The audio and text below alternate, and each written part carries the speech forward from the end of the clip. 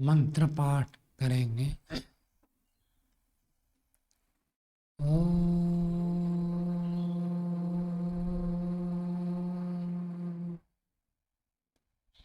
सहना भवतु सहनौ भुनक्तु सह वीर्यं करवावहै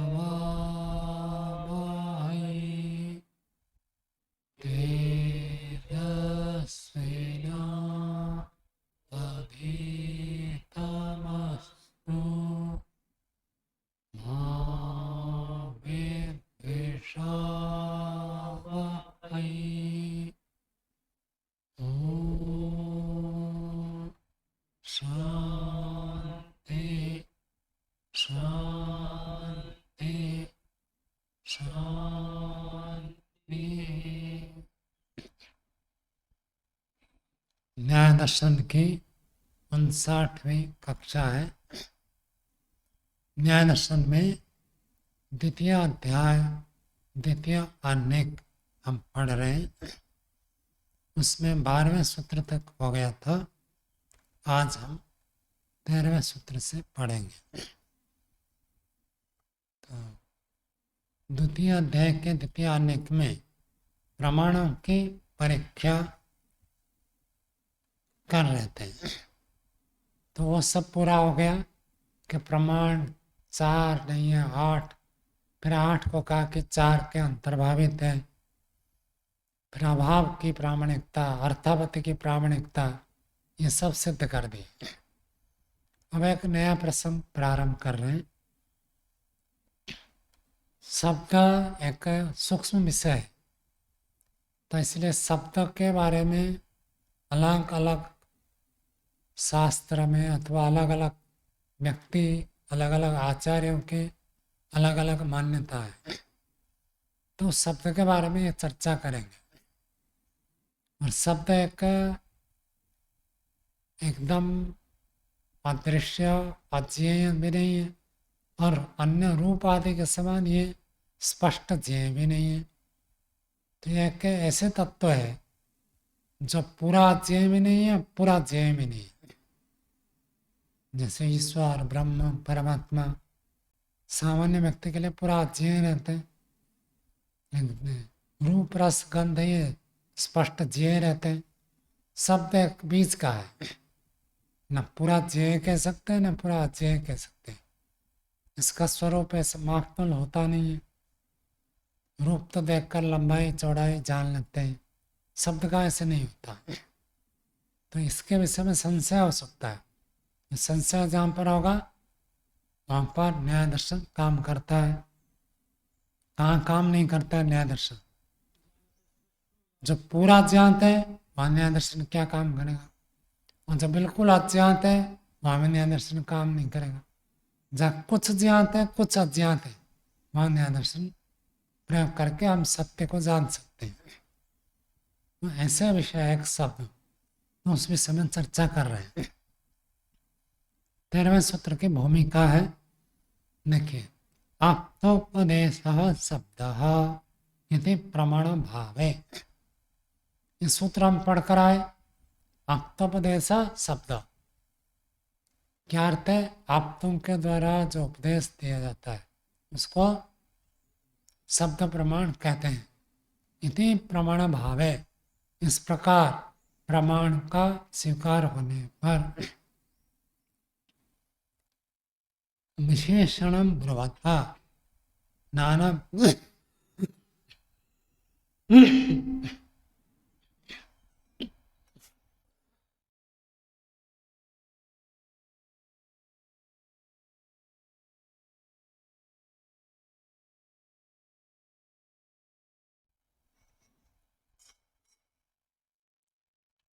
आगे कह रहे हैं विशेषणम ब्रुवता नाना प्रकार शब्द इति ज्ञाप्यते। जब वे किसी का विशेषण देते हैं तो वहाँ अनेकत्व सिद्ध होता है। मतलब जैसे मैंने कह दिया कि काले गाय, तो गाय केवल काली होती है या दूसरे रंग के भी होते हैं? दूसरे रंग के होते हैं तब जाकर आप विशेषण दे सकते हैं काले गाय। कहीं भी विशेषण आ जाए तो अनेकत्व की सिद्धि होती है। ये बात समझ में आई? अच्छा आदमी, इसका मतलब कुछ आदमी बुरे भी होते हैं तभी तो आप अच्छा कहोगे। तो भिन्न भिन्न प्रकार सिद्ध हो जाता है जब किसी को कोई विशेषण देते हैं। ठीक है, तो यहाँ पर क्या कह दिया? आप्तोपदेश शब्द, जो आप्तों का उपदेश है वह शब्द प्रमाण है। तो आप्त का उपदेश कह देने से बिना आप्त के उपदेश होगा। आप्त व्यक्ति उपदेश देते हैं तो अनाप्त व्यक्ति भी तो कुछ बोलता है, जो आप्त नहीं वो भी तो कुछ बोलता है। तो क्या सिद्ध हो गया? शब्द अनेक प्रकार है। तो आप्त व्यक्ति का भी शब्द होता है, अनाप्त व्यक्ति का भी शब्द होता है, और ध्वनि मात्र में शब्द होता है। जिसे ताली बजाओ, यहाँ भी शब्द उत्पन्न हुआ, लेकिन ये ना आप्तोपदेश है नहीं अनाप्तोपदेश है। यहाँ तो इतना कहना चाहते हैं कि जब किसी को कोई विशेषण दिया जाता है वो अनेकत्व को सिद्ध कर देता है।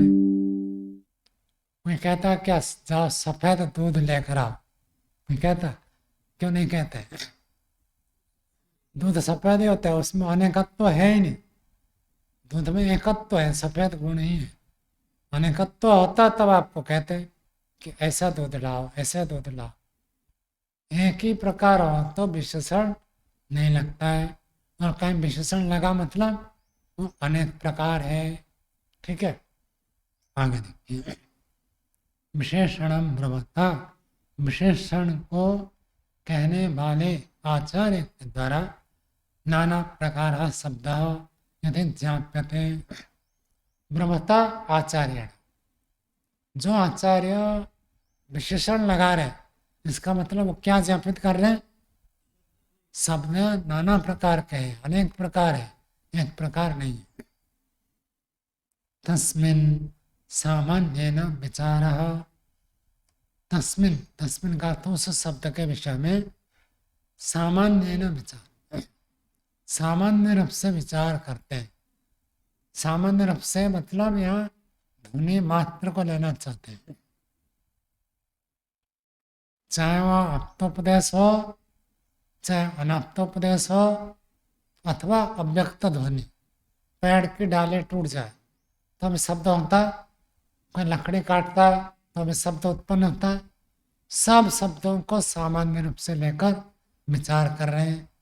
तस्मिन् सामान्येन विचारः किम नित्यः अथ अनित्यः, क्या शब्द नित्य होता है या शब्द अनित्य है?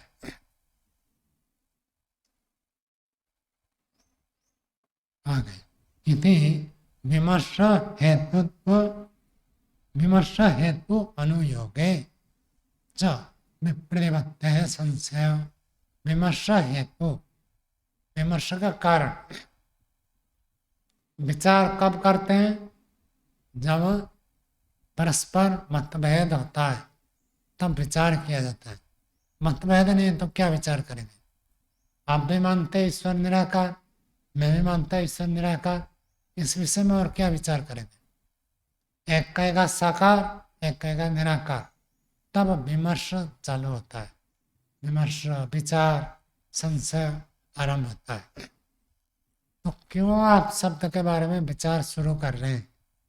अनुयोगे, पूछे जाने पर, विप्रतिपत्ति संशय, तो उत्तर देते हैं विप्रतिपत्ति, विप्रतिपत्ति होने से संशय। ये बात ठीक है, क्योंकि शब्द के बारे में अलग अलग लोग अलग अलग मानते हैं, विपरीत मानते हैं। कोई नित्य मानता है, कोई अनित्य मानता है। आप लोगों ने भी सुना होगा शब्द नित्य है, कहाँ आता है? दर्शन में। हाँ, संबंध नित्य है। वेद नित्य है, नित्य है, हाँ नित्य है। तो वेद शब्द है या नहीं? जो वेद शब्द है वो नित्य नहीं है। वेद जो ज्ञान है वो नित्य है। वेद को शब्द प्रमाण कहते हैं, और वेद नित्य मतलब शब्द प्रमाण नित्य है, तो उस रूप में कह देते शब्द नित्य है। व्याकरण क्या मानता है? शब्द नित्य है।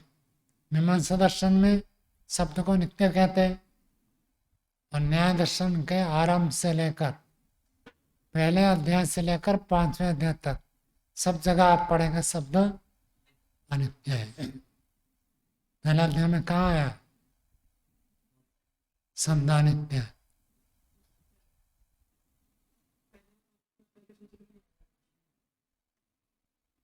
शब्द अनित्य।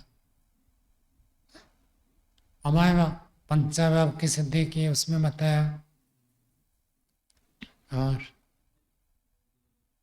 अनुमान प्रमाण में आया शब्द नित्य है अनित्य है।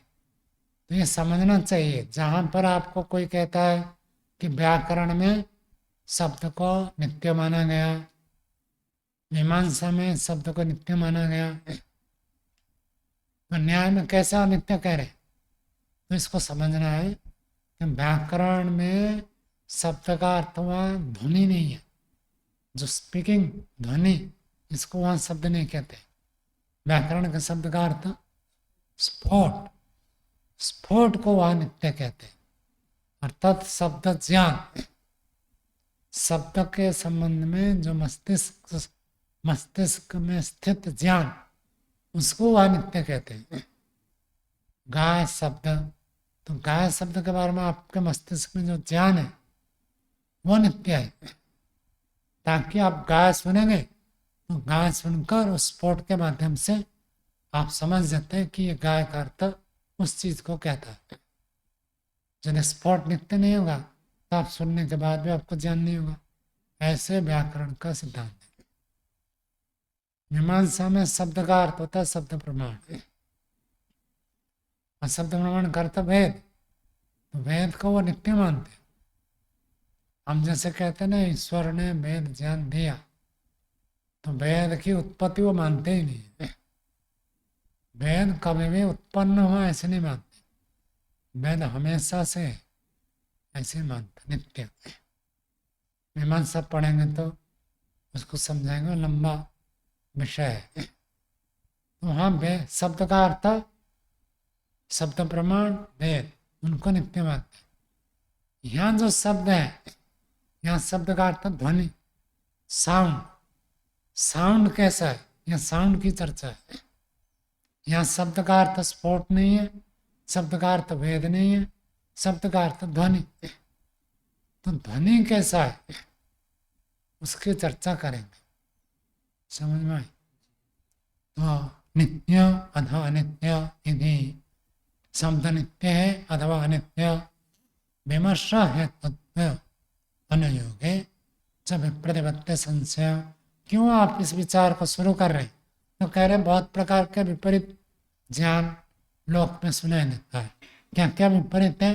पहला पक्ष रख रहे हैं, आकाश गुण शब्द विभोर नित्य अभिव्यक्ति धर्म इति एक।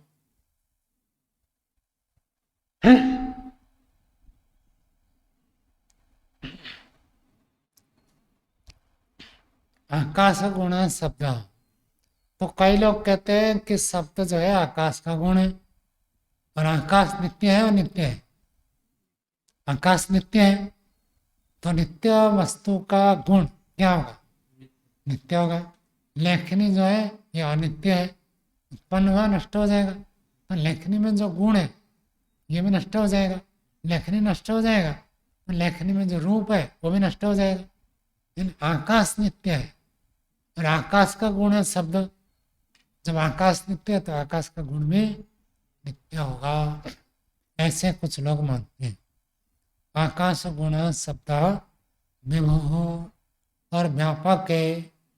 एक शब्द गुण आकाश में व्यापक रूप में है, नित्य अनित्य है।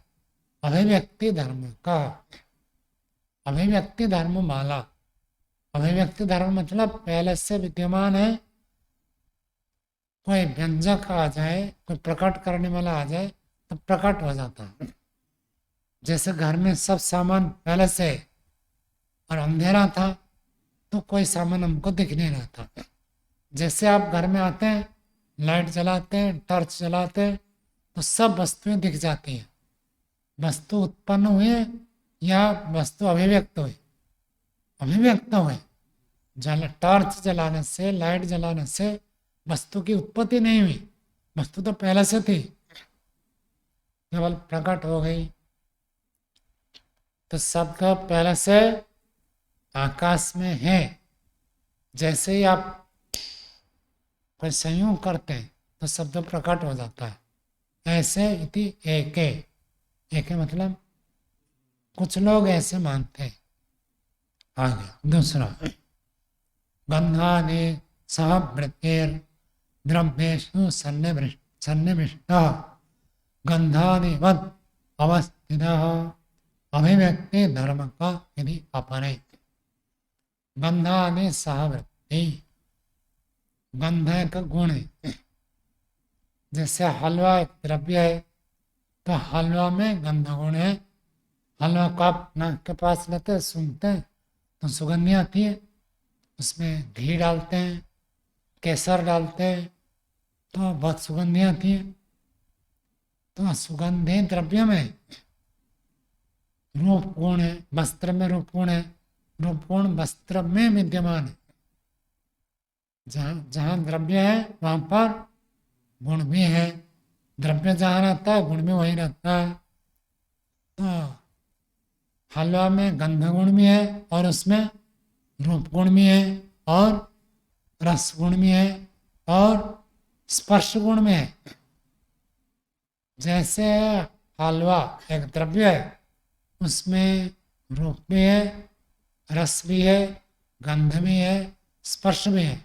ऐसे शब्द भी वहीं पर है, ऐसे कुछ लोग मानते हैं। तो गंध आदि गुण के साथ सावृत्ति का अर्थ साथ साथ रहने वाला। द्रव्येषु सन्निविष्टः, द्रव्यों में विद्यमान है। लेखनी एक द्रव्य है, इसमें रूप है, स्पर्श है। तो रूप स्पर्श गुण इसी द्रव्य में, तो इसी द्रव्य में शब्द भी है। जैसे रूप गुण है, स्पर्श गुण है, उसके साथ साथ शब्द गुण भी है। गंधानिवद अवस्थितः, अवस्थित का अर्थ स्थिर। ये जो लेखनी है इसमें रूप गुण स्थिर रूप में है। तब हम देखते हैं यदि एक क्षण में रूप गुण आया, अगले क्षण रूप गायब हो जाए तो दिखेगा कैसे? तो रूप गुण इसमें स्थिर है, वस्त्र में रूप गुण स्थिर है। तभी हम देखते हैं, कहते जैसे गंध गुण स्थिर है, हलवा द्रव्य में गंध गुण स्थिर है, रूप गुण स्थिर है, ऐसे शब्द गुण में स्थिर है, अवस्थित है। अभिव्यक्त धर्म कहा यदि अपरे, और अभिव्यक्त होने वाला।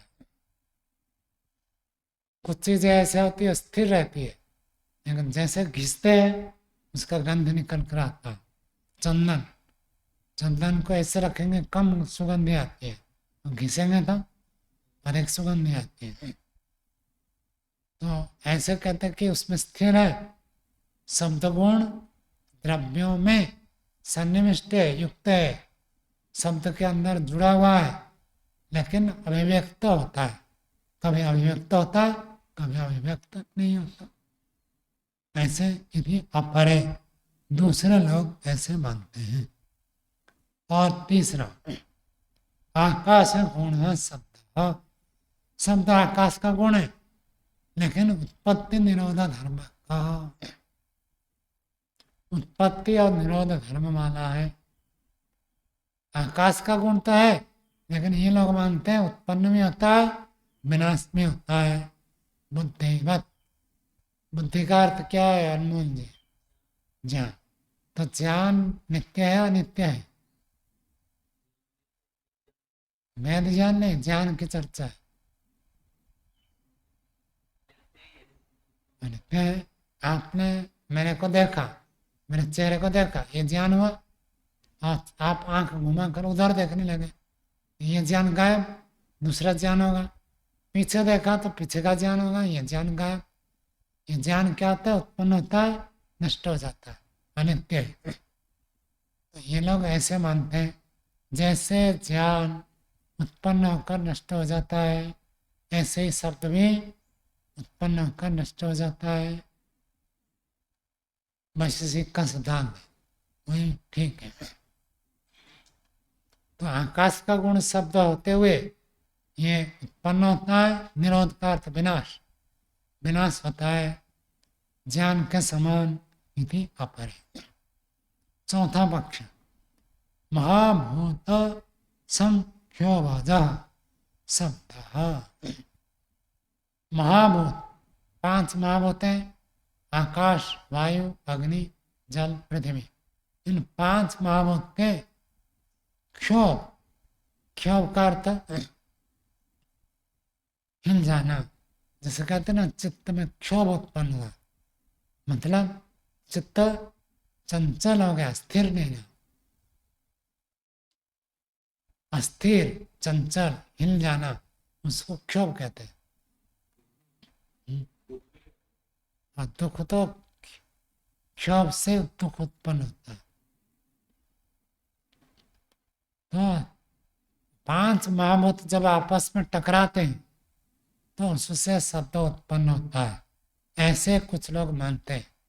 ये जो 5 महाभूत है, इनके परस्पर टकराने से शब्द उत्पन्न होता है। अनाश्रिता, वो किसी के आश्रय पर नहीं रहता। एक नया पक्ष है। पीछे माने थे कि आकाश में रहता है अथवा द्रव्य में रहता है, ये मानते हैं अनाश्रिता, किसी का आश्रय में नहीं रहता। उत्पन्न धर्म का, निरोध धर्म का, उत्पन्न भी होता है, विनाश भी हो जाता है, इति अन्य, ऐसे दूसरे लोग मानते हैं। 4 पक्ष स्पष्ट हो गए। पहला पक्ष नित्य है, दूसरा पक्ष भी नित्य है, तीसरा पक्ष अनित्य, चौथा पक्ष अनित्य। तो पहला पक्ष में आकाश का गुण, तीसरे पक्ष में भी आकाश का गुण है, यानी पहले पक्ष में आकाश का गुण होते हुए नित्य, और तीसरे पक्ष में आकाश का गुण होते हुए अनित्य। और तीसरे चौथे में अंतर क्या रहा?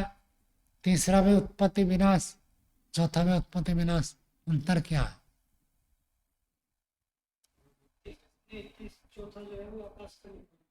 किसी में शब्द टिकता नहीं है, इस मात्र शब्द का कोई आधार नहीं, अनाश्रिता, ऐसा मात्र।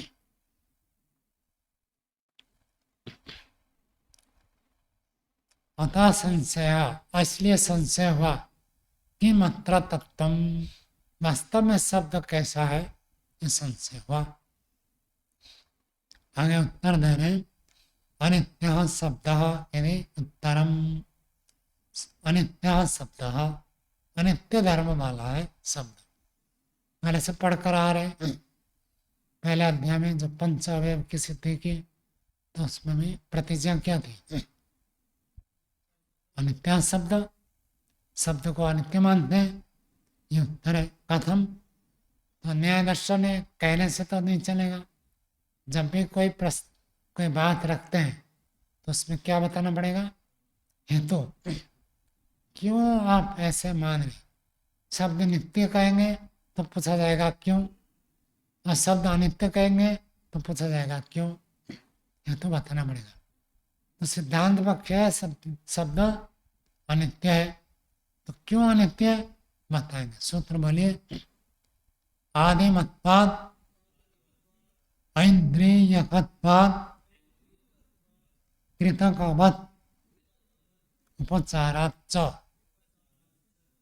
3 हेतु बताने, शब्द को अनित्य होने के लिए 3 हेतु प्रस्तुत कर रहे हैं। पहला हेतु प्रस्तुत कर रहे हैं आदिमत्वात्। आदिमत, मत का अर्थ है, मतलब अर्थ है बाला, आदि बाला, इसका आरंभ है, इसकी उत्पत्ति है। तो आदिमत्वात्, आरंभ होने से। और दूसरा का इंद्रियकत्वात्, इंद्रियकत्वात् का अर्थ होता है इंद्रिय गोचर होने से, शब्द का ज्ञान कैसे होता है? कान से। कान एक इंद्रिय है। तो अधिकरण सिद्धांत क्या निकल कर आएगा? जिस जिस का ज्ञान इंद्रियों से होता है वह अनित्य है। किसी भी चीज को आप इंद्रिय से जानते हैं तो अनित्य है, ये निकल कर आता है। वह ज्ञान इंद्रिय से नहीं होता।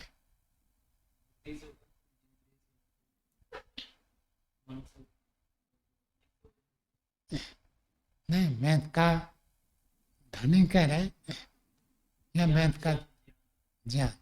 ज्ञान तो साक्षात्कार समाधि अवस्था में होता है, तो शाब्दिक ज्ञान है, नित्य है। बूढ़ा हो जाएगा तो कोई याद नहीं रहेगा। जो प्रकांड विद्वान होते हैं, आचार्य विद्या, विजयपाल जी विद्या भारती, हम उस समय योगराम में रहते थे, वहाँ थे। मैं सब भूल भाल गया हूँ, ऐसे कहते, अब कुछ याद नहीं।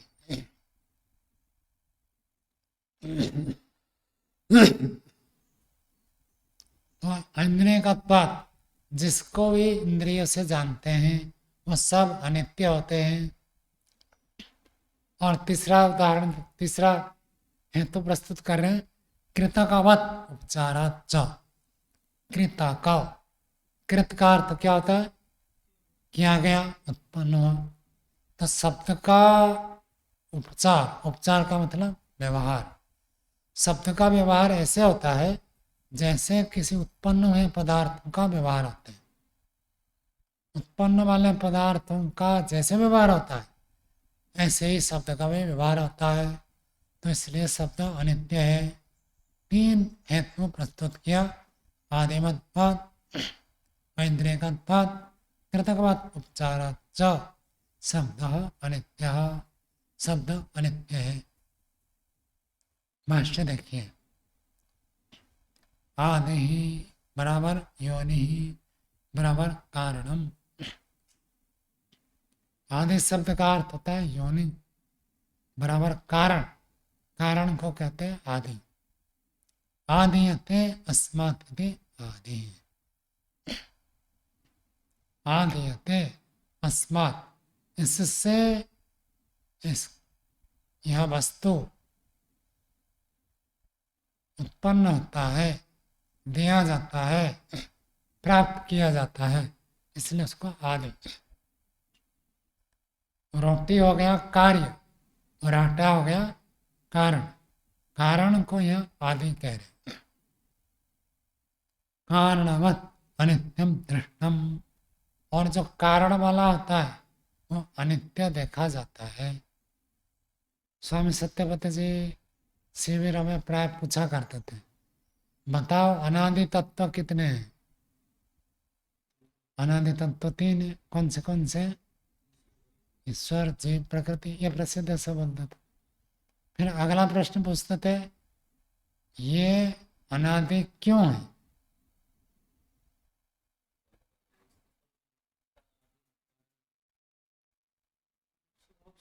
वैश्विक दर्शन का सूत्र याद करो।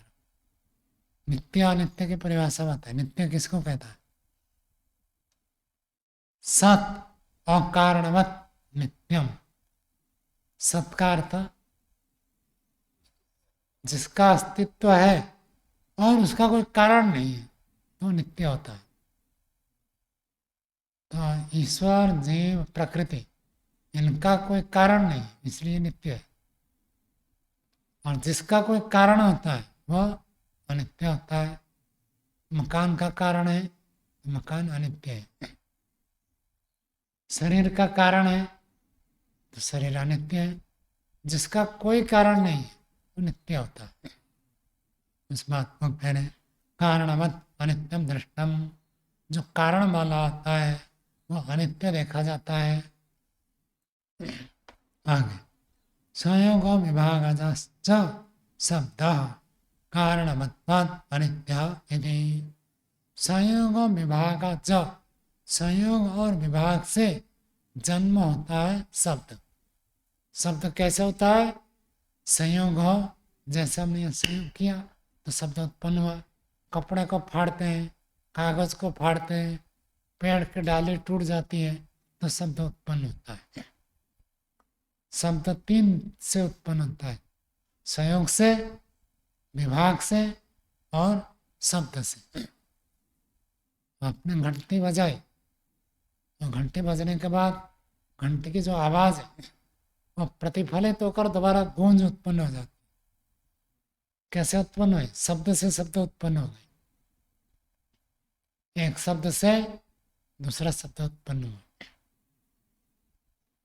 तो शब्द उत्पन्न होता है संयोग से, विभाग से, इसलिए शब्द को अनित्य कहेंगे।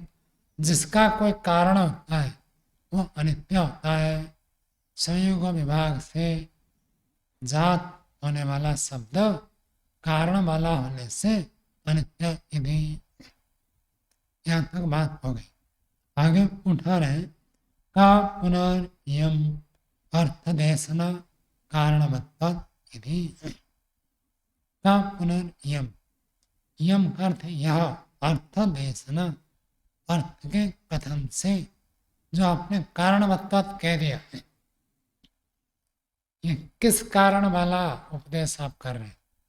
मतलब आपने कह दिया कि यह अनित्य है। क्यों अनित्य है? तो आपने कह दिया क्योंकि इसका कोई कारण है। तो इतने मात्र से बात नहीं बनेगी। जैसे आपने किसको कह दिया ये व्यक्ति अच्छा आदमी नहीं है, आपको पूछा जाएगा क्यों अच्छा आदमी नहीं है, तो आपने कहा कि ये तो झूठ बोलता है। तो इतना कहने से बात नहीं चलेगा, क्या करना पड़ेगा?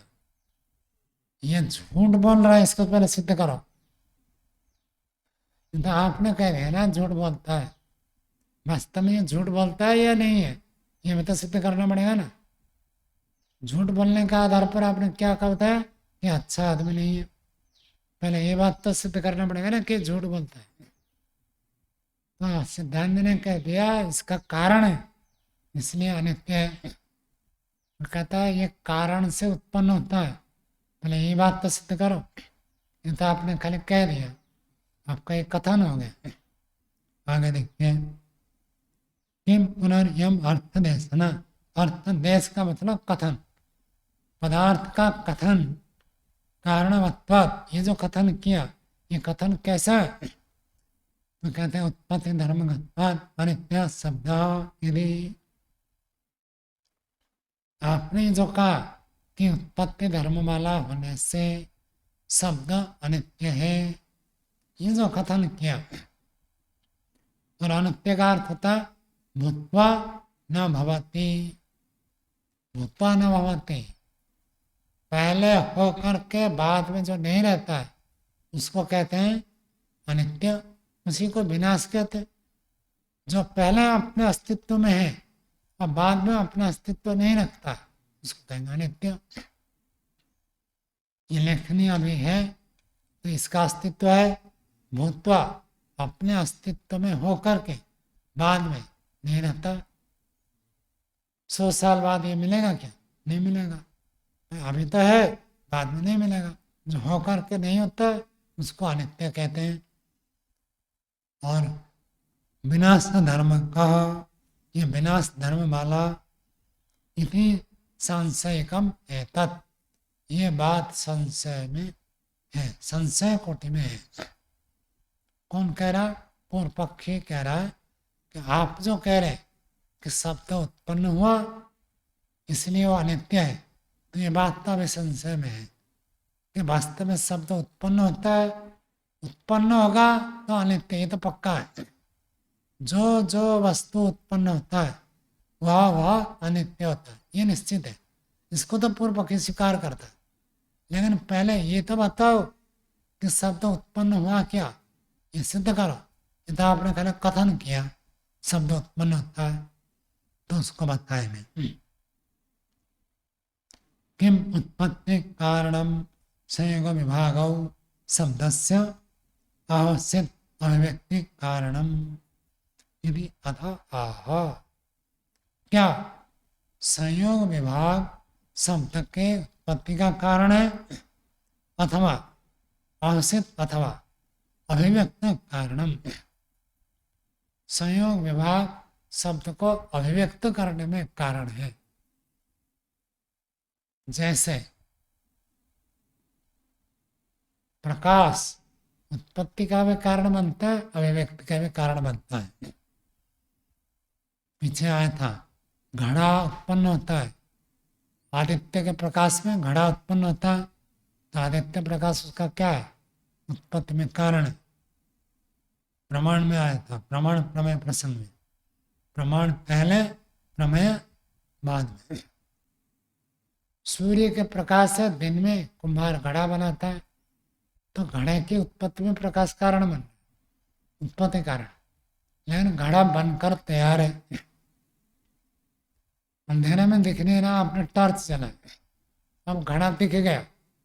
यहाँ घड़े को प्रकाश ने उत्पन्न किया या अभिव्यक्त किया, अभिव्यक्त। तो उत्पन्न करने का कारण भी हो सकता है और अभिव्यक्त का कारण भी हो सकता है। तो आपने जो कहा संयोग शब्द को उत्पन्न करता है, तो हम कहते हैं संयोग से शब्द उत्पन्न हुआ या संयोग से शब्द अभिव्यक्त हुआ, ये हमें विचारणीय विषय है। संयोग विभाग हो शब्द का उत्पत्ति का कारण है अथवा अभिव्यक्त कारण है, यदि अथा आह, इसलिए एक दूसरा अर्थ दिया। तो आदिमत्वात् के साथ दूसरा अर्थ दे रहे, इंद्रिय का त्वात्, ये वार्तिक का टुकड़ा है, सूत्र का भाग है। इंद्रिय प्रत्यसक्ति ग्राह्य ऐन्द्रियकः, इंद्रिय प्रत्याशक्ति ग्राह्य, इंद्रियों के प्रत्याशक्ति से ये ग्राह्य है। प्रत्याशक्ति का अर्थ निकट, इंद्रियों की निकटता से इसका ज्ञान होता है। जो शब्द हमारे कान के पास आता है वो सुनाई देता है। हम लोग यहाँ क्लासरूम में बैठे, यहाँ का शब्द हमको सुनाई देता है, और रोड यहाँ से आधा किलोमीटर दूर है, तो रोड में कोई गाड़ी जा रही है तो हमको तो कुछ सुनाई नहीं देगा, तो वहाँ का शब्द यहाँ तक नहीं आता। इंद्रिय के पास जो शब्द चलकर आता है उसी का ज्ञान होता है। इंद्रिय प्रत्यसक्ति ग्राह्य, उसको कहते हैं इंद्रिय का। आपको रूप दिखता है, सामने दीवार है, सामने आपके प्लस लगा हुआ है, माइक है, पुस्तक है, ये आपको दिखता है। सारी चीजें नहीं दिखती हैं, कुछ चीजें हमको दिखती है। कौन सी चीज दिखती है, कौन सी नहीं दिखती है? जिसका इंद्रिय के साथ संबंध होता है वो हमको ज्ञान होता है। जहाँ इंद्रियों का संबंध नहीं होता उसका ज्ञान नहीं होता। रास्ते में खड़े, पूरी रास्ता तो देखने में समर्थ नहीं है ना, रास्ता का कुछ भाग हमको दिखता है, आगे क्यों नहीं दिखता? दूर हो गया, इंद्रिय से दूर। तो जो इंद्रिय के नजदीक होता है, इंद्रियों से जो संबंध होता है उसी का ही ज्ञान होता है, और शब्द का भी उसी का ज्ञान होता है। ये दूसरा अर्थ प्रस्तुत कर रहे हैं, किम अयम व्यंजक है न समान देश अभिव्यज्यते रूपादिवत अथा संयोगादात शब्दात शब्द संताने सति श्रोत्र प्रत्यसन्न गृह्यते इति। प्रश्न उठा रहे, किम अयम, क्या यह व्यंजक है न समान देश। व्यंजक, व्यंजक का अर्थ होता है अभिव्यक्त करने वाला, तो अभिव्यक्त करने वाला समान देश, उसके साथ जो समान देश है वही अभिव्यज्यते रूपानिवत, उसी के समान रूप का ज्ञान होता है। अथवा संयोगजात शब्दात शब्द संतान है, संयोग से उत्पन्न होने वाला शब्द से शब्द चलकर कान के पास आकर गृहित होता है। दो बातें यहाँ प्रस्तुत कर रहे हैं। पहली बात ये प्रश्न रख रहे हैं कि जब भी आप टॉर्च जलाते हैं, जलाने से अंधेरे में रखा हुआ वस्तु दिख जाती है, तो जहां टॉर्च का प्रकाश है वहीं की वस्तु दिखती है। रात को आप रास्ते में जा रहे, रास्ते में अपने टॉर्च जलाए, क्या है, एक बार टॉर्च चला से पूरा रास्ता दिख जाता है क्या?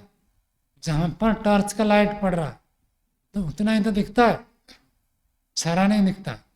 जहां पर प्रकाश उतना ही दिखता है, तो उसको हम कहते हैं अभिव्यक्ति। तो प्रश्न उठ रहा है, जो शब्द का ज्ञान हो रहा है, क्या शब्द का ज्ञान जहां पर ये अभिव्यक्त संयोग यहाँ हुआ तो केवल यहाँ पर ही शब्द सुनाई देता है, अथवा यहाँ ताली बजाने से दूर तक सुनाई देता है? संयोग हुआ यहाँ और सुनाई देता है दूर तक। यज्ञशाला में मंत्र बोलते हैं, यहाँ तक आवाज आती है, तो शब्द वहां उत्पन्न हुआ और यहाँ तक चल कर आता है। यदि शब्द की अभिव्यक्ति मानेंगे तो जहां संयोग होगा वहीं सुनाई देगा, दूर में सुनाई नहीं देगा। ये बात समझ में आ रही? टॉर्च आपने जलाया, जहां टॉर्च जलाया उतना भाग ही आपको दिखाई देता है, दूर नहीं दिखाई देता। लेकिन शब्द कैसे होता है? शब्द हुआ यज्ञशाला में और सुनाई देता है क्लासरूम में, तो इसका मतलब शब्द चलकर आता है। और यदि अभिव्यक्त होता, जहां है वहीं अभिव्यक्त होगा, दूर चलकर नहीं आएगा। अभिव्यक्ति और उत्पत्ति में अंतर दिखा रहे, समझ में आ रहा है? अभिव्यक्ति होगा तो जहां है वहीं रहेगा, और उत्पत्ति होगा तो चलकर जा सकता है। नहीं,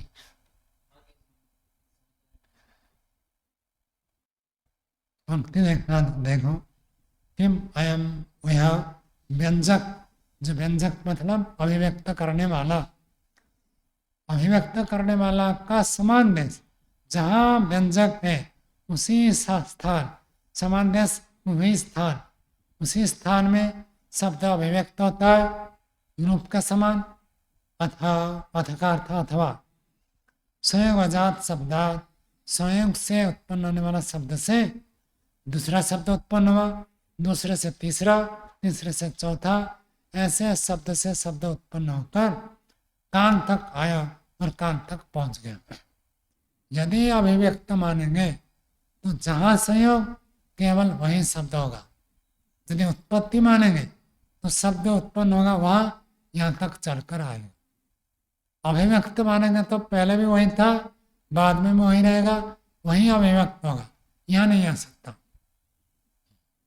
स्वामी जी, जैसे आपने घड़ा का उदाहरण दिया था, तो उसमें दोनों है, अभिव्यक्ति भी और उत्पत्ति भी। तो फिर ये दोनों तो विरोध हो गए फिर, क्योंकि अभिव्यक्ति हो रहा है तो चलना नहीं चाहिए, और ऊपर से उत्पन्न हो रहा है तो फिर वो चल के पहुंच रहा है, तो दोनों प्रकार वहाँ दिख रहे हैं। अभिव्यक्ति होगा तो इसका मतलब पहले से वही था, और पहले से था उसको दिख गया अभी, और बाद में भी वही रहेगा।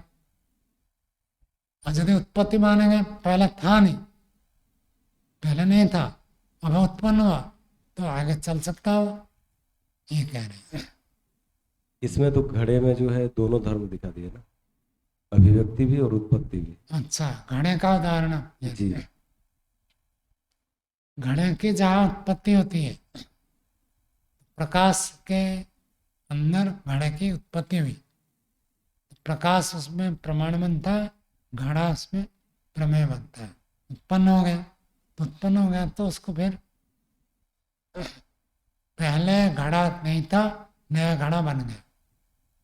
और जब आप घड़े को, प्रकाश को अभिव्यक्त कारण मानेंगे, पहले से घड़ा वही था, टॉर्च जलाने के बाद भी घड़ा वही है, और टॉर्च जलाने बंद कर दे तो भी घड़ा वही रहेगा।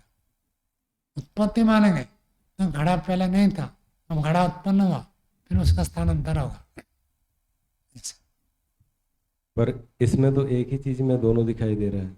मान लीजिए उत्पत्ति हो रहा है, प्रकाश में उत्पत्ति हो रहा है और अभिव्यक्ति भी हो रहा है एक साथ। मतलब उसका रॉ मटेरियल नहीं ना, प्रकाश से घड़ा उत्पन्न तो होता है प्रकाश में, लेकिन प्रकाश उसका रॉ मटेरियल नहीं है।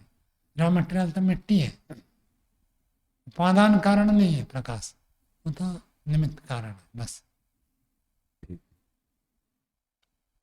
आ गए, इसके ऊपर लंबी चर्चा चलेगी। ये अभी जो सिद्धांत का सूत्र है इसको फिर पूर्व पक्षी खंडन करेगा, आगे लंबी चर्चा, ये बात समझ में आ जाए तो आगे फिर चर्चा सरल हो जाएगी। आगे देखिए, संयोगो निवृत्तौ शब्द ग्रहणात् न व्यंजक है न समान देशस्य ग्रहणम, ये वार्तिक है। तो वार्तिक में बता रहे हैं समान संयोग निवृत्तौ, संयोग हट जाने पर शब्द ग्रहणात्, शब्द का ज्ञान होने से, न व्यंजक है न, व्यंजक के साथ समान देशस्य, ये शब्दस्य का विशेषण है, समान देश वाला शब्द का ज्ञान नहीं होता है। मान लीजिए आपने टॉर्च जलाया और टॉर्च जलाया तो टॉर्च के कारण से अंधेरे का कोई द्रव्य अभिव्यक्त हो गया, और टॉर्च बंद कर दे तो दिखना बंद हो जाएगा। टॉर्च जलाए तो दिखता है, टॉर्च बंद कर दे तो बंद हो जाता है। लेकिन जब कोई व्यक्ति कुल्हाड़े से काटता है, संयोग हुआ तो शब्द उत्पन्न हो गया, और जब वो संयोग को हटा देता है दूर के व्यक्ति को बाद में सुनाई देता है। तो इसलिए संयोग को अभिव्यक्त करने वाला नहीं कह सकते। ये बात समझ में आई? स्वामी जी, जैसे शब्द उत्पन्न हुआ, संयोग हुआ, तो जो परमाणु टकराए थे उनसे उत्पन्न हुआ, फिर दो परमाणु टकराए, फिर उससे उस दूसरे वाले परमाणु से तीसरा परमाणु टकराया, उसमें संयोग हुआ, तीसरे से चौथा टकराया, चौथे से पांचवा, ऐसे टकराते टकराते जहाँ तक इंद्रिय है वहाँ पर जो टकराया परमाणु वहाँ पर शब्द उत्पन्न हुआ, जिस कारण से देरी से सुनाई दिया। ये इसका हेतु बनता है। तो इससे तो ये पता लगता है कि अभिव्यक्ति ही हो रहा है टकराने से। अभिव्यक्ति का अर्थ पहले से था, जैसे मैंने अभी शब्द बोला ईश्वर, ये शब्द पहले से था या अभी मैंने बोला तो उत्पन्न हुआ?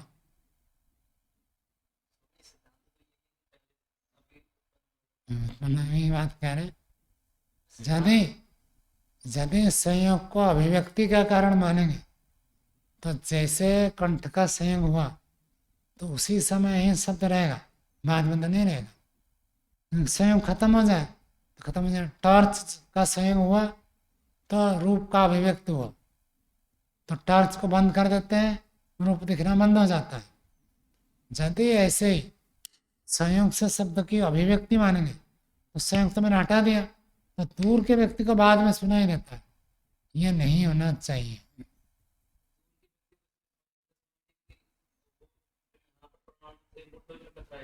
परमाणु की बात छोड़ो, अब शब्द की बात करो कि जो शब्द आप कहते कि ताली बजाने से पहले भी शब्द था, ताली बजाने से शब्द अभिव्यक्त हो गए, इसको पकड़ो।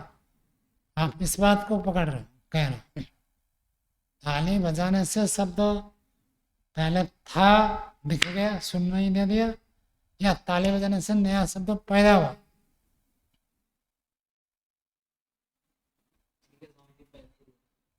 तो ये बात कह रहे हैं। स्वामी जी, इसमें जो संयोग से उत्पत्ति नहीं होता है कह रहे हैं, क्योंकि संयोग हटने संयोग से उत्पत्ति होता है, सिद्धांत पक्ष।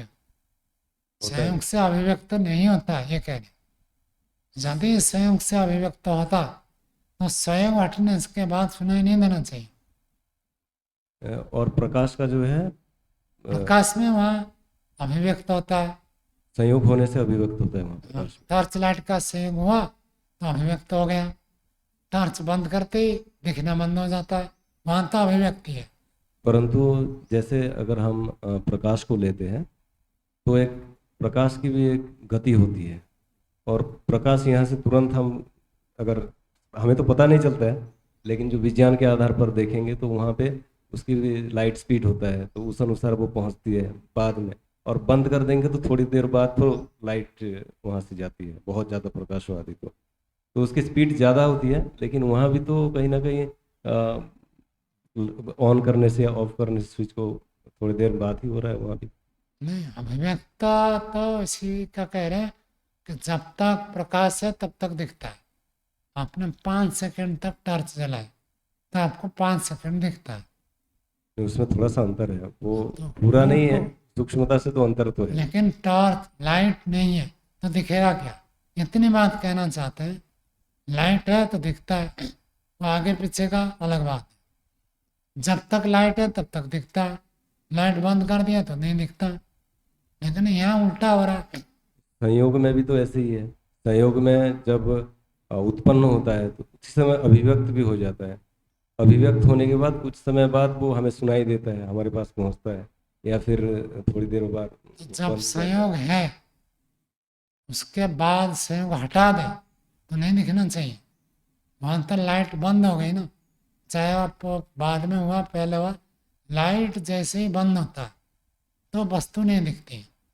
यहाँ संयोग जैसे ही हटाते वैसे ही सुनाई देना बंद हो जाना चाहिए।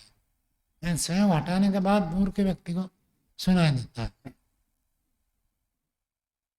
तो तो स्वामी जी, वर्तमान जैसे विज्ञान ने लाइट स्पीड आदि बताया है, स्पीड तो एक अलग चीज है ना। जैसे मान लीजिए उसमें भी तो वैसे ही हो रहा है ना, संयोग में जो अभिव्यक्त हो रहा है, जो उत्पन्न हो रहा है और नहीं, उसमें अभिव्यक्त हो आप रहा है। इस बात को पकड़े हैं कि मान लीजिए 10:53 में लाइट हमने फेंका और 10:58 तक रखा तो आपको 5 मिनट ही तो दिखाई देगा, आगे पीछे हो जाए भले भले 1 सेकंड के बाद दिखना शुरू हुआ तब भी कितने मिनट दिखाई देगा? 5 मिनट तो है।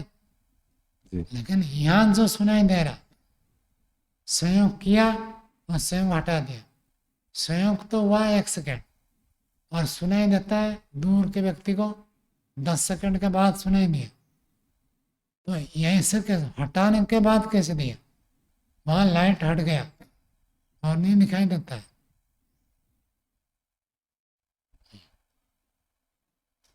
स्वामी जी, हम सिद्धांत पक्ष में मान रहे हैं कि संयोग हट जाने के बाद सुनाई नहीं देता, वो सुनाई देता है। लेकिन संयोग, जबकि अगर देखें एक दृष्टि से संयोग हटता नहीं है, वो परमाणुओं में संयोग रहता है, धीरे धीरे जाता है संयोग। ऐसा तब तो इंद्रियों, आपके साथ ईश्वर का संयोग है ही। हाँ है ना स्वामी तो हर वस्तु के साथ जुड़ा हुआ है। जी। तो आपको बिजली का शॉक भी लगना चाहिए क्योंकि प्लग में बिजली है जी और परमाणु आपके शरीर से प्लग तक जुड़े हुए हैं। अब तक तो आपके नहीं, ऐसे नहीं गृहस्थी जुड़े हैं, होनी लेकिन चाहिए। उसमें व्यंजक नहीं हो रहा ना स्वामी जी। जब व्यंजक होगा तो हमको नहीं, लगेगा ही। संयोग की बात है। आप परमाणु से संयोग नहीं देखा जाता है। ऐसा तो इसका इसके साथ बीच में परमाणु है ना, जी। ऐसे थोड़े ऐसा नहीं होता है। स्वामी जी, जो उसमें परमाणु है बीच वाले, वो एक दूसरे के व्यंजक बन जाते हैं ना। कि एक मैंने यहाँ ताली बजाई तो पहले ये व्यंजक हुआ, फिर एक परमाणु से ये व्यंजक हुआ। नहीं, कौन किसका व्यंजक हुआ? जैसे पहले परमाणु से अभिव्यक्त हुआ शब्द, फिर वो परमाणु व्यंजक बन जाता है दूसरे परमाणु का अभिव्यक्त करने का। परमाणु से कोई शब्द सब व्यंजक नहीं होता। स्वामी जी, व्यंजक होगा ना। परमाणु टकराने से कोई शब्द उत्पन्न नहीं होता। ध्वनि तो ऐसी कार्य करती है, ध्वनि तो इसी प्रकार से गति करती है। नहीं होता है। परमाणु कभी भी किसी इंद्रिय से पकड़ में नहीं आते। आपने पढ़ लिया अतीन्द्रियत्वात् अणुना। परमाणु को ना छू सकते हैं। मैं हाथ को छू रहा हूँ, आपका हाथ क्या परमाणु? परमाणु नहीं है, हवाएं भी अलग है। परमाणु को परमाणु से टकराने से कोई ध्वनि नहीं होगी। अवयवी का अवयवी से टकराने से ध्वनि होगी। और आप योग दर्शन में भी पढ़े हैं, समाधि में जिसका प्रत्यक्ष होता है वो एक अवयवी है, अवयव नहीं है। परमाणु का नहीं, परमाणु का भी प्रत्यक्ष होता है, अलग चीज है ना। अवयवी अवयव से अलग अस्तित्व रखता है। सारा दुनिया केवल परमाणु का ढेर नहीं है, परमाणु से कुछ अलग चीज बनती है। आप ये आपकी बात से मैं तो ये कहेगा कि मैं तो रोज आटा खाता हूँ। आटा नहीं खाते हैं, रोटी अलग चीज है, आटा अलग चीज है। आटे से रोटी बनती है, आप रोटी खाते हैं, आटा नहीं खाते। आपका रोटी क्या है? आटा ही तो है। आटे के परमाणु ही तो रोटी है। ऐसे नहीं होता है। वैसे स्वामी जी अगर प्रकाश वाला उदाहरण जो बता रहे हैं उसमें भी प्रकाश जो जाता है परमाणुओं से होते हुए जाता है। उसका कौन मना कर रहा है? विषय क्या है? जब प्रकाश का संयोग होगा तब दिखता है, तब इसको अभिव्यक्ति कहेंगे। और जब प्रकाश का संयोग नहीं है तो नहीं दिखता है। ऐसे ही जब संयोग होता है तब शब्द सुनाई देता है। संयोग को यदि अभिव्यक्ति मानेंगे, अभिव्यक्त करने वाला मानेंगे, तो संयोग हटने से सुनाई देना बंद हो जाना चाहिए, लेकिन ऐसा नहीं होता है। तो स्वामी जी उसमें यही कारण है कि परमाणुओं में वो ध्वनि गति करते हुए जाती है परमाणुओं के माध्यम से, तभी इतना समय लग जाता है कि संयोग होते हुए भी 10 आपके सेकंड। बात के लिए ना विज्ञान है ना दर्शन है। विज्ञान ऐसे नहीं मानता। विज्ञान किसको मानता है? वायु को मानता है। वायु मानता वायु मानता है ना। है, वायु। वायु ऐसे तो आप हर चीज को परमाणु कहोगे। लेकिन वायु वायु से थोड़ा इसलिए नहीं कह रहा था कि थोड़ा और सूक्ष्म जाऊंगा तो परमाणु। क्यों सूक्ष्म में जाओ? जब वायु एक अलग चीज है, वायु का स्पर्श होता है, परमाणु का स्पर्श नहीं कर सकते। कोई विज्ञान नहीं कहता कि आप परमाणु को छू कर जान लोगे, तो परमाणु परमाणु क्यों आप कह रहे हैं? वायु कह सकते तो वायु तो हमें भी हो गया हैं। ना। एक कण कण वायु के एक कण ये तो हम कहते ही हैं। गले से जो ध्वनि उच्चारण होता है, वन्नोच्चारण में ये कहा जाता है, नाभि से उठकर वायु निकल कर आता है, कंठ आदि स्थान से टकराता है, शब्द उत्पन्न होता है। वायु का टकराना तो स्वीकार है। वायु के टकराने से ही तो अभिव्यक्त होगा ना स्वामी। तो एक ही बात है, चाहे हाथ का टकराव हो, वायु का टकराव हो, किसका टकराव? हाथ का टकराव या वायु का टकराव? आप अभिव्यक्ति को समझ रहे हैं या नहीं समझ रहे? अभिव्यक्ति का अर्थ होता है पहले से था। यहाँ कौन सा पहले से था? अब दिखाओ ना पहले से था। अब इसकी लंबी चर्चा होगी, चर्चा करते करते आप पूरा थक जाएंगे, कोई उसकी चिंता की बात नहीं। ये सब बातें भी आएंगी, लेकिन आपको पहले ये तो बताना पड़ेगा कि शब्द पहले से है, और टकराने से वस्तु पहले से है वो अभिव्यक्त हो गया, ये सिद्ध करना पड़ेगा। कहाँ शब्द है पहले? स्वामी जी अगर पहले से नहीं होता तो संयोग हटने के बाद भी सुनाई नहीं देता, कि संयोग से उत्पन्न हो रहा है ना। उल्टा बोल रहे हैं, देखो। स्वामी जी जैसे अभिव्यक्ति बात का खंडन हो रहा है, ऐसे ही अभिव्यक्ति बात भी कह सकता है कि कहने मात्र से नहीं होगा, हेतु देना पड़ता है। तो ये हम इसलिए हेतु दे रहे हैं, जो जिसका अभिव्यक्त करने वाला होता है, जब तक वह है तब तक वो रहेगा। वो हट जाए तो अभिव्यक्त करने वाला हट जाए तो जिसको अभिव्यक्त कर रहा था वो भी हट जाएगा। स्वामी जी यही तो फिर हम कह रहे हैं, ताली बजाने से जो संयोग से उत्पन्न हुआ शब्द, हाँ। तो वायु के संयोग से भी तो वो ताली अभी समय व्यंजक था उस समय, फिर उसके बाद जब 10 सेकंड बाद अब दूर- पहला शब्द जो उत्पन्न हुआ वो भी पहले से था, पहले से था। तभी तो स्वामी आप जी ये जो व्यक्त हुआ। बोल रहे हैं शब्द, ये पहले से थे यहाँ ध्वनि रूप में तो था स्वामी जी पहले से। ध्वनि रूप में। शब्द ध्वनि एक ही चीज है, अलग अलग नहीं है। हाँ वही। क्या ये सब ध्वनियां पहले से थी? फिर बोल रहे क्यों नहीं? किस रूप में था बताओ? ध्वनि, अब आटे को आप ये नहीं कहते ना रोटी आटे के अंदर छुपा हुआ है, तो ध्वनि किस रूप में है? हमको तो सुनाई नहीं दे रहा। यदि ध्वनि पहले से है तो सुनाई देना चाहिए। ये सब चर्चा आगे वो चलेगी, लेकिन आप पूछ रहे हैं तो इसलिए मुझे बताना पड़ रहा है। तो पक्की यही कहेगा कि शब्द पहले से है। लंबी चर्चा चलेगी, इतनी जल्दी पूरा नहीं है ना। आगे देखो, दारो मृश्चने दारो परसो संयोग निवृत्तौ दूरस्थेन शब्द गृह्यते। दारो मृश्चने, दारू का अर्थ लकड़ी। लकड़ी काटने में लकड़ी और कुल्हाड़े का संयोग हट जाने पर दूरस्थेन, दूर में स्थित व्यक्ति के द्वारा शब्द गृह्यते, शब्द का ग्रहण होता है। न च व्यंजक अभावे व्यंग्य ग्रहणम भवति।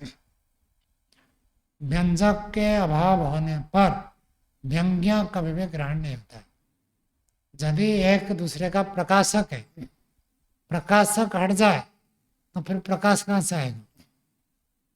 प्रकाशक हट जाए तब प्रकाशित होने वाला वस्तु भी प्रकाशित नहीं होता है, ये नियम है। तस्मात् न व्यंजका संयोग, इसलिए संयोग को आप व्यंजक नहीं कह सकते। उत्पादक है तो संयोग है, और संयोग को जब भी उत्पादक मानते हैं, संयोग हुआ, संयोग से शब्द उत्पन्न हुआ, ऐसे मानने पर संयोग जाता शब्दात शब्द संताने सती, संयोग से उत्पन्न होने वाला शब्द, उसी शब्द से दूसरा शब्द, उस शब्द से तीसरा शब्द, ऐसे एक के बाद एक शब्द उत्पन्न होकर चलते चलते आते हैं। श्रोत्र प्रत्यसन्नस्य ग्रहणम, कान के साथ उनकी निकटता होती है तो शब्द आपको सुनाई देता है। ऐसे कहते ये बात युक्ति युक्त है। संयोग निवृत्तौ शब्द से ग्रहणम, इस स्थिति में संयोग की निवृत्ति होने पर शब्द का ग्रहण संभव है। यदि बेटा बाप से उत्पन्न हुआ तो बाप की मृत्यु होने पर भी बेटा जीवित रहेगा। और यदि कहेंगे बाप बेटे को अभिव्यक्त करता है, बेटे पहले से था, बाप के कारण वो अभिव्यक्त हो रहा है, तो बाप मर जाए तो बेटा भी मानना पड़ेगा आपको। ऐसा नहीं होता है। कुम्हार ने घड़े को अभिव्यक्त किया या उत्पन्न किया? उत्पन्न किया। इसलिए कुम्हार मर जाए तो भी घड़ा विद्यमान रहेगा। लेकिन टॉर्च के लाइट से घड़ा दिख रहा, लाइट हो गया प्रकाशित, यदि लाइट हटा दे तो घड़ा प्रकाशित नहीं होगा। तो अभिव्यक्त करने वाले में जो अभिव्यक्त करने वाला है वो जब तक रहेगा तब तक अभिव्यक्त पदार्थ का ज्ञान होगा। अभिव्यक्त करने वाला हट जाए तो ये भी हट जाएगा। सरकार में आप देखते होंगे कोई बड़े मंत्री हो जाते हैं तो अपने किसी व्यक्ति को किसी काम दे देते हैं अथवा कोई पोस्ट दे देते हैं, और वो सरकार चले जाए तो उसको भी बदल देते हैं, क्योंकि वो अभिव्यक्त करने वाला था, वो हट गया तो ये हट गया। और जिसने सरकारी नौकरी प्राप्त कर ली, सरकार बदल जाए तो वो बदलेगा नहीं, वो रहेगा। तो अभिव्यक्ति में और उत्पत्ति में अंतर है।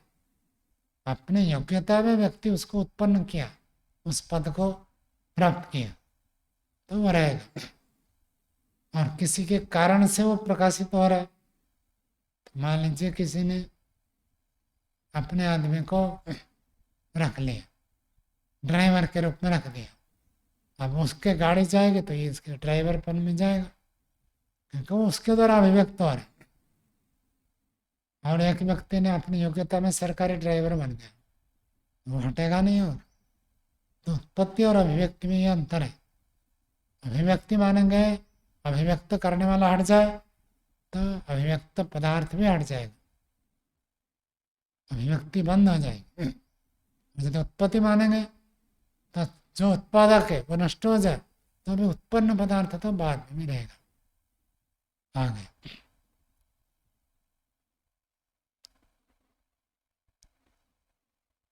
इतश्च शब्द उत्पन्नते न अभिव्यज्यते, और इस कारण से भी शब्द उत्पन्न होता है, अभिव्यक्त नहीं होता है, ऐसे मानते हैं। क्या हेतु दे रहे? कृतकवत् उपचारात्, सूत्र का शब्द है, वार्तिक में रखा, आगे व्याख्या करेंगे। तीव्रम मंदम इति कृतकम उपचर्यते, कृतक का अर्थ बनाया गया पदार्थ, कोई पदार्थ जो उत्पन्न होता है वही तीव्र और मंद होता है। ईश्वर कैसे होता है? ईश्वर का एक नाम होता है एक रस। एक रस मतलब उसका कभी रस बदलता नहीं है, और हमारा रस सब रोज बदलता है। एक ही सब्जी रोज रोज हो जाए क्या वही वही बनाते हैं, तो बदलना पड़ता है। तो जो उत्पन्न होता है वो बदलता है, और जो उत्पन्न नहीं होता है वो कभी बदलता नहीं है। तीव्रता मंदता किस में आती है? अनित्य में आती है। नित्य में तीव्रता मंदता नहीं होती है। यद् तीव्रम मंदम इति कृतकम उपचर्यते। कृतक उत्पन्न हुए पदार्थ में ऐसे व्यवहार होता है, जैसे कहते हैं तीव्रम सुखम मंदम सुखम, तीव्रम दुखम मंदम दुखम। ये तीव्र सुख है, सुख उत्पन्न होता है। ये मंद सुख है, कम सुख है। तीव्र दुख उत्पन्न हुआ, मंद दुख उत्पन्न होता है। उपचर्यत उपचर्य उपचर्यते च तीव्र शब्द मंद शब्द। और ऐसे व्यवहार होता है, ये शब्द बहुत तीव्र है, ये मंद है। तीव्र मंद हो गया तो क्या होगा? अनित्य। शब्द यदि पहले से है तो जैसे है वैसे ही होना चाहिए। टॉर्च जलाकर आप देखते हैं, जो चीज रखी है उसको आप 10 बार टॉर्च जलाओ ऐसे ही दिखेगा। लेकिन शब्द तो कभी तीव्र होता है, कभी शब्द मंद होता है। इसका मतलब शब्द पहले से था नहीं, उत्पन्न हुआ है।